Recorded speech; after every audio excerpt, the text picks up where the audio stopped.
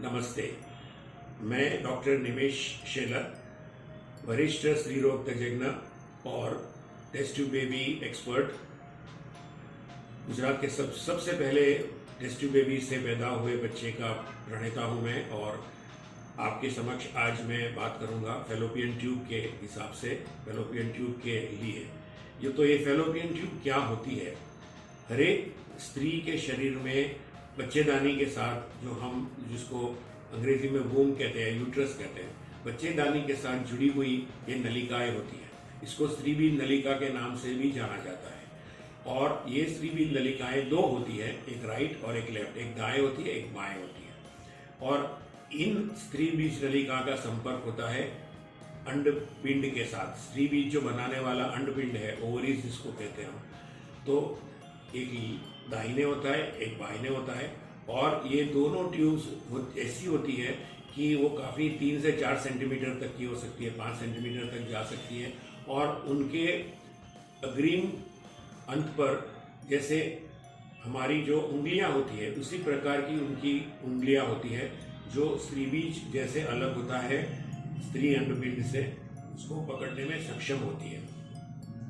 तो ये जो प्रक्रिया है, हर एक स्त्री के शरीर के अंदर जो प्रजनन के क्षेत्र के अंदर वयस्क है, मान लीजिए 16-17 साल से लेके 35 साल की उम्र में, हर एक स्त्री के शरीर के अंदर ऐसी जो नलिकाएं हैं वो ये कार्य करती हैं मासिक ऋतुस्राव के 13वें, 14वें, 15वें, 16वें दिन के आसपास, जब भी स्त्रीबीज अलग होता है, खुद अलग होता है।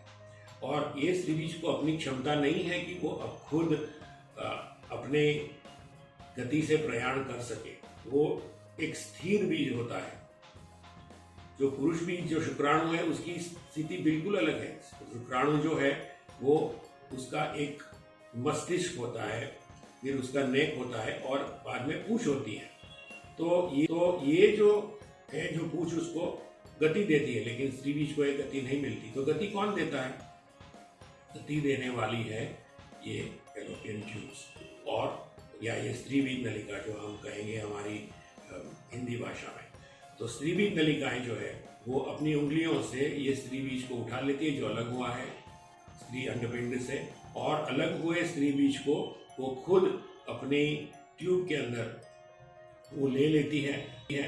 और ये नली की खुद की गति होती है। जैसे हम खाना खाते हैं तो खाना कैसे जाता है पेट के अंदर? हमारी अन्न नली होती है, जिसको हम ईसोफेगस कहते हैं। अन्न नली में भी मसल्स होते हैं, स्नायु होते हैं। स्नायु सिकुड़ते हैं और खुलते हैं, और खाना जो हमने खाया है वो पूरा पेट के अंदर जाता है। तो उसी तरीके से स्त्रीबीज जो है वो अलग होने पर नली के अंदर आगे बढ़ता है, और जैसे ही पुरुष बीज के साथ उसका संपर्क होता है तो उसमें से गर्भ बनता है। स्त्रीबीज नलिका के अंदर जो स्त्रीबीज जो पहुंचता है, वो स्त्रीबीज नलिका के खुद की सिकुड़न से और उसके स्नायु की गति से ये सफलता उसको मिलती है, क्योंकि उसको अपनी खुद की गति नहीं होती। और जो पुरुष बीज, और जिसको हम शुक्राणु कहते हैं, वो खुद तैर के बच्चेदानी के अंदर प्रवेश जो करता है, वो नली में भी प्रवेश कर देता है। और ये जो दोनों का संपर्क होता है, स्त्रीबीज नलिका के अंदर पुरुष बीज और स्त्री बीज दोनों का संपर्क होता है। जो स्त्री बीज है और जो शुक्राणु है पुरुष बीज, दोनों का संपर्क ऐसे होता है कि जैसे उनका फलीकरण होता है, फर्टिलाइजेशन जिसको हम कहते हैं। और फलीकरण के हिसाब से एक शुरुआत में मानव गर्भ की तैयारी हो जाती है। उसके अंदर 1 से 2 कोश का एक शरीर बनता है, जो बहुत शुरुआत का शरीर है। लेकिन ये 2 में से 4, 4 में से 8, 8 में से 16, ऐसे नए नए कोश बनते जाते हैं, विभाजन होंगे। और ये विभाजन बिल्कुल सक्रिय तरीके से होता है। खुद उसकी एक जेनेटिक प्राइमिंग होती है, और इस तरीके से जब ये विभाजन होता है तो मानव शरीर धीरे धीरे बनता जाता है।